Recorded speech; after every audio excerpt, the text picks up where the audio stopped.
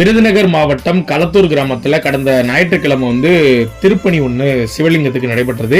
இதுல நீங்க அனைவரும் பெருவாரியான பேர் கேட்ட கேள்வி என்ன அப்படின்னு பார்த்தா, பழைய லிங்கத்தை ஏன் பிரதிஷ்டை பண்ணல, எதுக்கு புது லிங்கம் வச்சீங்க அப்படின்னு கேட்டீங்க.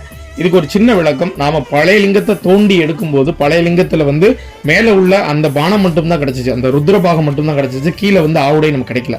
அதே வேளையில அந்த ருத்ர பாகமும் பாத்தீங்கன்னா 2 அடி உயரம் தான், அதுவும் உடைந்த நிலையில தான் நமக்கு கிடைக்கப்பட்டது.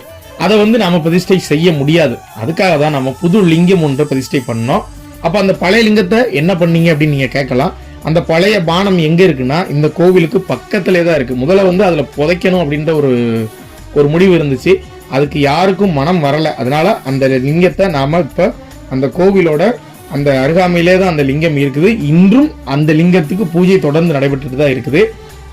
நீங்க இந்த திருப்பணியோட முழு காணொலியை பார்க்கணும்னு ஆசைப்பட்டீங்கன்னா நம்ம பக்கத்துல இருக்குது, மறக்காம போய் பாருங்க.